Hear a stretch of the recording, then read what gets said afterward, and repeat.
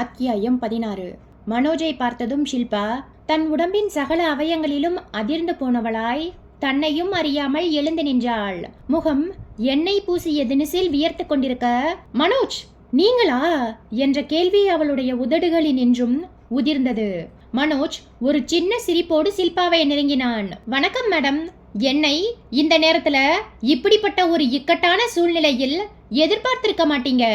ஆனா என்ன செய்கிறது, சில விஷயங்களை இப்படிப்பட்ட நேரங்களில் தான் வெளிப்படுத்த வேண்டியிருக்கு.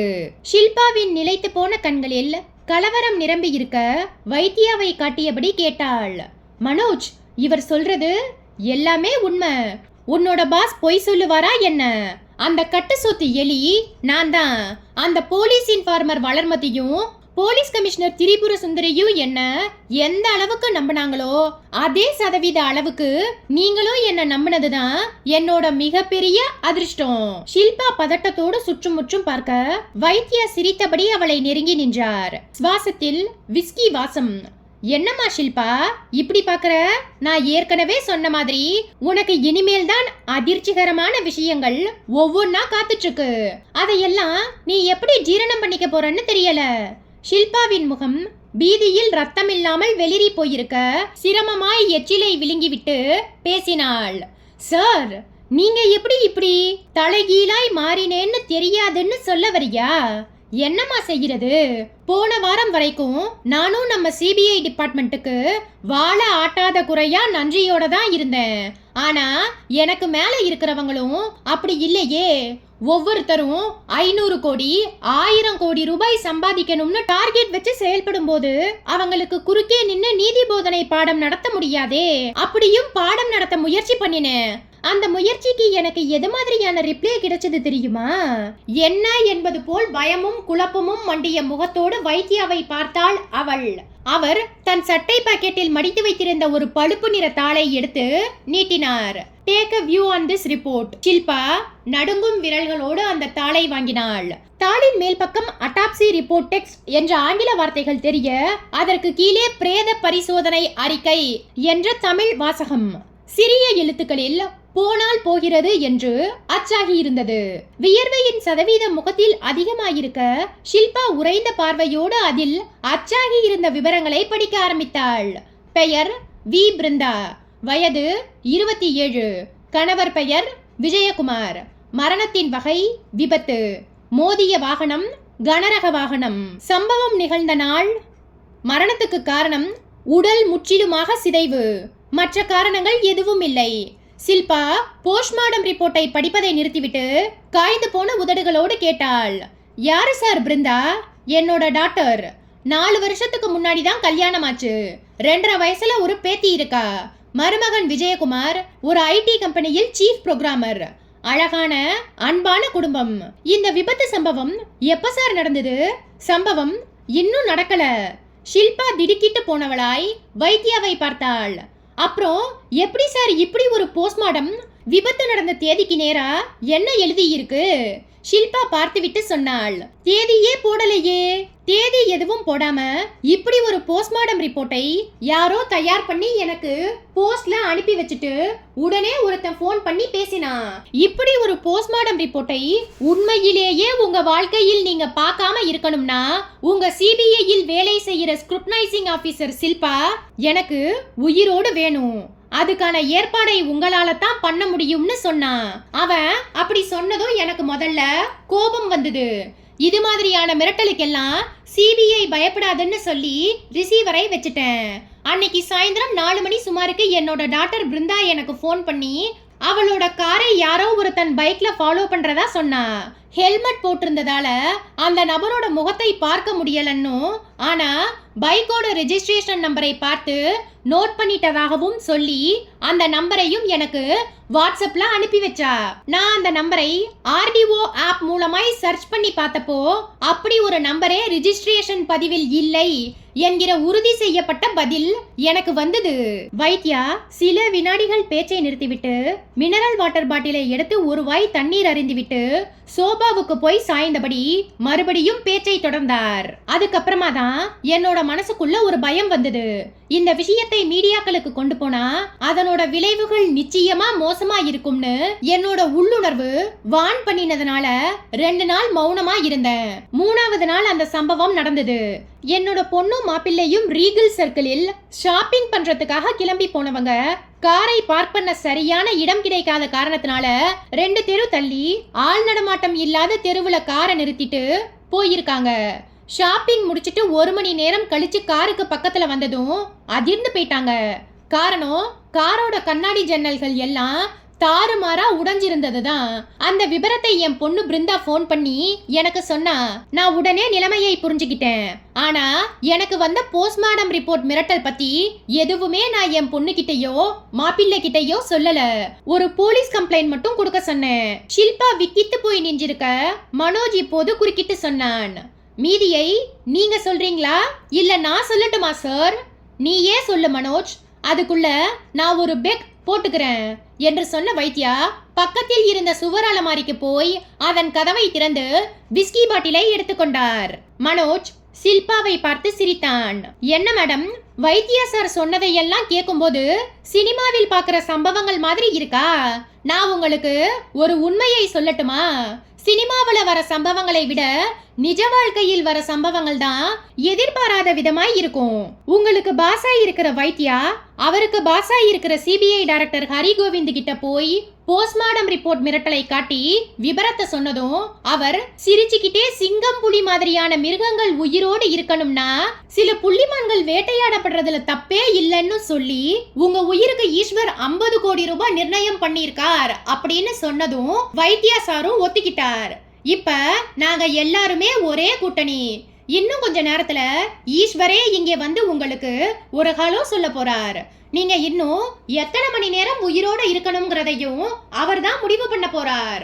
மனோஜ் கேலியும் கிண்டலுமாய் பேசிக் கொண்டிருக்கும் போதே ஷில்பா புயல் வேகத்தில் குனிந்து அந்த டீஃபாயை தள்ளிவிட்டு அதே வேகத்தில் சோஃபாவின் மேல் ஏறி மறுபக்கம் முதுகை காட்டியபடி நின்றிருந்த வைத்தியாவின் பிடரியில் பலம் கொண்ட மட்டும் ஓங்கி அடித்தாள். ஷீவா ஸ்ரீகல் விஸ்கியின் கண்ணாடி குடுவையை கையில் வைத்துக்கொண்டு புனல் வடிவ ஸ்மோக்கி கிளாஸ் கண்ணாடி டம்ளரில் விஸ்கி ஊற்றி கொண்டிருந்த வைத்தியா ஷில்பா அடித்த அடியில் பொறி கலங்கி போனவராய் அப்படியே பின்னுக்கு சாய்ந்து மல்லாந்தார். கையில் வைத்திருந்த விஸ்கி நிரம்பிய கண்ணாடி குடுவை தெரித்து தரையில் தன் மண்டையை உடைத்துக் கொள்ள விஸ்கி எல்லா பக்கமும் தெரித்தபடி சில்லு சில்லாய் சிதறியது.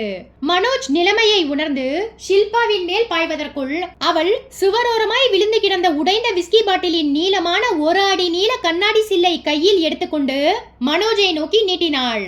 மனோஜ் 10 அடி தூர வித்தியாசத்தில் அப்படியே நின்றான். கீழே விழுந்து கிடந்த வைத்தியா தட்டு தடுமாறி எழுந்து ஷில்பாவை நோக்கி வர முயல அவரை நோக்கியும் அந்த கூர்மையான கத்தி போன்ற நீண்ட கண்ணாடி சில்லை திருப்பினாள். 2 பேர்ல யார் பக்கத்துல வந்தாலும் சரி இந்த கண்ணாடி சில்லு அவங்க வயிற்றுல இறங்கிடும். உங்க 2 பேர் மனசிலும் எந்த அளவுக்கு இரக்கம் இல்லையோ அதே அளவுக்கு என்கிட்டயும் இப்ப இரக்கம் இல்ல. 2 பேரும் அதே இடத்துல அசையாம நிக்கணும். ஷில்பா சொல்லிக்கொண்டே சற்றே பின்வாங்கி சுவருக்கு சாய்ந்து கொண்டாள். வலது கையில் அந்த கண்ணாடி சில்லை வைத்துக்கொண்டே இடது கையை தன் இடுப்பின் மறைவுக்கு கொண்டு போய் செல்போனை எடுத்தாள். வலது கையில் கண்ணாடி சில்லை உயர்த்தி பிடித்துக்கொண்டு வைத்தியாவையும் மனோஜையும் ஒரு ஜாக்கிரதை பார்வை பார்த்து கொண்டே போலீஸ் கமிஷனர் திரிபுர சுந்தரியின் செல்போனை தொடர்பு கொண்டாள். உடனே ரெக்கார்டட் வாய்ஸ் கேட்டது. நீங்கள் டயல் செய்த எண்ணை தற்போது தொடர்பு கொள்ள முடியாது. ஒரு வினாடி திடுக்கிட்ட ஷில்பா அடுத்த வினாடியே வளர்மதியின் செல்போன் எண்ணை பதட்டத்தோடு தொடர்பு கொண்டாள். அதிலும் ரெக்கார்டட் வாய்ஸ் கேட்டது. நீங்கள் அழைக்கும் நபரின் எண்ணானது தற்போது சுவிட்ச் ஆஃப் செய்யப்பட்டுள்ளது. அத்தியாயம் 17. ஷில்பா உச்சபட்ச பதட்டத்துக்கு உட்பட்டு மீண்டும் தன்னுடைய செல்போனில் வளர்மதியின் செல்போன் எண்ணை தொடர்பு கொள்ள மறுபடியும் அதே ரெக்கார்டட் வாய்ஸ் கேட்டது. நீங்கள் அழைக்கும் நபரின் எண்ணானது தற்போது ஸ்விட்ச் ஆஃப் செய்யப்பட்டுள்ளது. ஷில்பாவின் உள்மனம் எச்சரித்தது. போலீஸ் கமிஷனர் திரிபுர சுந்தரியின் எண் தொடர்பில் இல்லை என்கிற விஷயமோ வளர்மதியின் செல்போன் ஸ்விட்ச் ஆஃபில் உள்ளது என்கிற உண்மையோ இந்த 2 பேருக்கும் தெரியக்கூடாது. மேற்கொண்டு என்ன செய்யலாம்? ஷில்பா யோசித்துக் கொண்டிருக்கும் போதே நர்மதாவின் நினைவு சட்டென்று மூளையை இடறியது. அவளுடைய எண்ணை செல்போனில் வேகமாய் ஒற்றி எடுத்தாள். அடுத்த வினாடியே மறுமுனையில் ரிங் போயிற்று. ஷில்பா வலது கையில் கண்ணாடி சில்லை ஒரு கத்தியை போல் பிடித்துக்கொண்டு மனோஜையும் வைத்தியாவையும் மாறி மாறி பார்த்தபடி இடது காதுக்கு செல்போனை பொருத்தி நர்மதாவின் குரலுக்காக காத்திருந்தாள். மூன்றாவது ரிங் முடிந்திருந்த போது நர்மதாவின் குரல் கேட்டது. என்ன ஷில்பா, போன வேலை முடிஞ்சுதா? இல்ல நர்மதா, இனிமேல் தான் வேலையை ஆரம்பிக்கணும். ஏய் ஷில்பா, என்னாச்சு? ஏன் இப்படி மூச்சு வாங்கிட்டு பேசுற? ஏதாவது பிரச்சனையா? ஆமா, பிரச்சனை தான். இந்த ராத்திரி நேரத்துல என்னை வெளியே புறப்பட்டு போக வேண்டாம்னு நீ சொன்னது எவ்வளவு ஆபத்துன்னு இப்ப புரியுது. விஷயம் என்னன்னு சொல்லு. எல்லாத்தையும் விளக்கமா சொல்லிட்டு இருக்க நேரம் இல்ல. முக்கியமான விஷயத்தை மட்டும் சொல்லிடுறேன். என்னோட பாஸ் வைத்தியாவையும் சரி, ஃபாரன்சிக் டிபார்ட்மெண்ட்ல வேலை பார்க்குற மனோஜும் சரி நல்லவங்க இல்ல. 2 பேருமே கருப்பு ஆடுகள். அந்த ஈஸ்வருக்கு விசுவாசமாய் வாழையாட்டிக்கிட்டு இருக்கிற நாய்கள். ஷில்பா, நீ என்ன சொல்ற? எனக்கும் அதிர்ச்சி தான். நீ உடனடியா இப்ப பண்ண வேண்டிய வேலை என்ன தெரியுமா? சொல்லு. போலீஸ் கமிஷனர் திரிபுர சுந்தரிக்கும் வளர்மதிக்கும் ஃபோன் பண்ணி பார்த்தேன். ஒரு ஃபோன் நாட் ரீச்சபிள், இன்னொரு ஃபோன் ஸ்விட்ச் ஆஃப். 2 பேரையுமே என்னால கான்டாக்ட் பண்ண முடியல. அதனால நீ உடனடியா உன்னோட வீட்டுக்கு பக்கத்துல இருக்கிற போலீஸ் ஸ்டேஷனுக்கு போய் இன்ஸ்பெக்டர் கிட்ட விவரம் சொல்லி ஒரு போலீஸ் டீமோட ஆர்எஸ்புரம் பிரகாசம் ரோட்ல இருக்கிற பழைய ஜட்ஜ் பங்களாவுக்கு வந்துடு. பழைய ஜட்ஜ் பங்களாவா? நீ சர்க்கியூட் ஹவுஸுக்கு போறதா தானே சொன்ன? இடத்தை மாத்தினதே வைத்தியாதான். ஷில்பா, நீ பேசுறத பார்த்தா எனக்கு பயமா இருக்கு. உன்னோட உயிருக்கு எந்த ஆபத்தும் இல்லையே. நீ போலீஸை கூட்டிட்டு வர வேகத்தையும் நேரத்தையும் பொறுத்துதான் நான் உயிரோட இருப்பேனா இல்லையான்னு சொல்ல முடியும். ஷில்பா, நீ என்ன சொல்ற? பேசிட்டு இருக்காத. போலீஸை கூட்டிட்டு உடனடியா வா. இல்லன்னா அவசர போலீஸுக்கு ஃபோன் பண்ணி விவரம் சொல்லு. சரி, B1 ஸ்டேஷன் பக்கத்து தெரு தான். ஸ்கூட்டர்ல போனா 2 நிமிஷம் தான். இந்த 2 பேரையும் எவ்வளவு நேரத்துக்கு சமாளிக்க முடியும்னு எனக்கு தெரியல. சீக்கிரமா வா. ஷில்பா மூச்சிறைக்க பேசிவிட்டு செல்போனை அணைத்து இடுப்பில் சுருகிக் கொண்டு வலது கையில் இருந்த கண்ணாடி சில்லை உயர்த்தி பிடித்தாள். உண்மையிலேயே அது ஒரு கத்தி போல் பளபளத்தது. இந்த பக்கம் மனோஜும் அந்த பக்கம் வைத்தியாவும் ஷில்பாவை பார்த்தபடி உறைந்து போய் நின்றிருந்தார்கள். அறைக்குள் கனமான நிசப்தம் நிலவிக் கொண்டிருக்க மனோஜ் சற்றே தைரியத்தை வரவழைத்துக் கொண்டு 2 அடி முன்னால் நகர்ந்து ஷில்பாவை நோக்கி போனான். தன்னுடைய இடது கையின் ஆட்காட்டி விரலை உயர்த்தி எச்சரித்தாள் ஷில்பா. மனோஜ், பக்கத்துல வராத. என்ன, கையில் நீளமாய் ஒரு கண்ணாடி சிலை வச்சுக்கிட்டா நான் பயந்துடுவேன்னு நினைச்சியா? எங்க குத்து பார்க்கலாம் சொல்லிக்கொண்டே மேலும் 2 அடி முன்னால் வந்தான் மனோஜ். டேய், பக்கத்துல வந்து என்ன கொலகாரியாக்காத. மனோஜ் அவளை நோக்கி மேலும் ஒரு அடி எடுத்து வைக்க வைத்தியா காய்ந்து போன தொண்டையோடு பயக்குரல் கொடுத்தார். மனோஜ், பாத்து, அவ வெறியோடு இருக்கா. கையில இருக்கிறது கத்தியா இருந்தா கூட பரவாயில்ல, ஷார்ப்பா இருக்கிற கண்ணாடி சில்லு. தெரியுது சார், ஆனா இனி பயந்துகிட்டு இப்படியே நின்னுட்டு இருந்தா போலீஸ் கையில் மாட்டிக்குவோம். அந்த நர்மதா எப்படியும் போலீஸோடு இன்னும் கொஞ்ச நேரத்துல இங்க வந்துடுவா. முதல்ல இவளோட கதைய முடிப்போம். மனோஜ் பேசிக் கொண்டிருக்கும் போதே அவன் கவனம் சிதறிய ஒரு மைக்ரோ வினாடியில் ஷில்பா ஒரு மின்னல் கீற்று போல் செயல்பட்டாள். எதிர் சுவற்றில் தன் ஒரு காலை வைத்து சற்றே மேலே எம்பியவள் அரைவட்டமாய் சுழன்று இன்னொரு காலை உயர்த்தி மனோஜின் நடுமார்பில் நெக்கென்று ஒரு உதை விட்டாள். அந்த மூர்க்கமான உதையை சற்றும் எதிர்பார்க்காத மனோஜ் அந்தரத்தில் 2 வினாடி பறந்து நாற்காலி மேல் விழுந்து அதை முடமாக்கிவிட்டு மல்லாந்தான். மூக்கும் உதடும் எதன் மீதோ மோதிக்கொண்டதில் வாய்க்குள் புளிப்பாய் ரத்தம் ஊறியது. ரத்தத்தை உமிழ்ந்துவிட்டு ஆத்திரம் தலைக்கேற ஒரு நேர்கோடாய் எழுந்து நின்றான் மனோஜ். ஒரு பெண்ணிடம் அடி வாங்கியதில் தன்மானம் சிதைந்து போயிருந்தது. ஷில்பாவை நோக்கி மறுபடியும் கோபமாய் நடக்க முயன்ற வினாடி வைத்தியா பதட்டத்தோடு குரல் கொடுத்தார். மனோஜ், அவளுக்கு கராத்தே தெரியும், black belt holder, be careful. Manoj இப்போது மிரண்டு போனவனாய் மெல்ல பின்வாங்கினான். வைத்தியாவும் பக்கவாட்டில் நகர்ந்து வந்து மனோஜோடு ஒண்டிக் கொண்டார். ஷில்பாவுக்கும் அவர்களுக்கும் இடையே இருந்த இடைவெளி இப்போது அதிகமாகி இருக்க வைத்தியா மனோஜுக்கு மட்டும் கேட்கும் தொனியில் அவனுடைய காதோரமாய் முணுமுணுத்தார். மனோஜ், ஷில்பாவை கையாள்கிற விஷயத்தில் கொஞ்சம் அலட்சியமா இருந்துட்டோம். என்னோட ரிவால்வர் பக்கத்து ரூம்ல இருக்கிற என்னோட பிரீஃப் கேஸ்ல இருக்கு. ஆனா இப்போதைக்கு இந்த இடத்தை விட்டு உன்னாலையும் சரி என்னாலையும் சரி நகர முடியாது போலிருக்கே. மனோஜும் கிசுகிசுத்தான். சார், நான் அவளை ஹேண்டில் பண்றேன். நீங்க பக்கத்து ரூமுக்கு மெல்ல மூவ் பண்ணி போய் ரிவால்வரை எடுத்துட்டு வந்துடுங்க. மனோஜ் சொல்லிவிட்டு சுற்றும் முற்றும் பார்த்துவிட்டு தனக்கு பின்புறம் இருந்த பாலிவினைல் ஸ்டூலை எடுத்துக்கொண்டான். அதை ஒரு கேடயமாய் பாவித்து முன்புறம் நீட்டிக்கொண்டே ஷில்பாவை நோக்கி போனான். 2 அடி எடுத்து வைத்திருப்பான். அதே வினாடி ஷில்பாவும் கண்ணாடி சில்லை உயர்த்தி பிடித்துக்கொண்டு மறுபடியும் அரைவட்டமாய் சுழன்று எம்பி இடது காலால் மனோஜின் கையில் இருந்த ஸ்டூலை எட்டி உதைத்தாள். அது எகிரி போய் விழ மனோஜ், வைத்யா இருவரும் நிலைமையை உணர்ந்து சுதாரிப்பதற்குள் வைத்யாவின் முதுகை எதுவோ நெருடியது.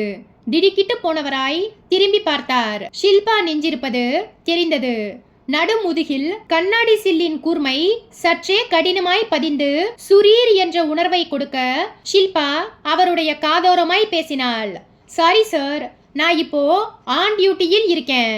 நீங்க என்ன தாக்க முயற்சி பண்ணினாலோ, மனோஜ் இப்ப நின்னுட்டு இருக்கிற இடத்தை விட்டு ஒரு அங்குலம் அசைஞ்சாலோ உங்க முதுகுல பாஞ்சிருக்கிற கண்ணாடி துண்டு உங்க தண்டுவடத்தை அறுத்துடும். வைத்யா கிட்டத்தட்ட அலறினார். வேண்டா ஷில்பா, என்ன ஒன்னும் பண்ணிடாத. நான் உங்களை ஒன்னும் பண்ணாம இருக்கணும்னா உங்க பார்ட்னர் கருப்பாடு மனோஜ் கத்தாம இருக்கணும். அவன் 1 மில்லிமீட்டர் அசைஞ்சாலும் சரி, இந்த கண்ணாடி துண்டு உங்க முதுகுக்குள்ள 1 சென்டிமீட்டர் உள்ள போயிடும். வைத்யா மனோஜை பார்த்து பதட்டமாய் குரல் கொடுத்தார். குரலில் எவரெஸ்ட் குளிர்.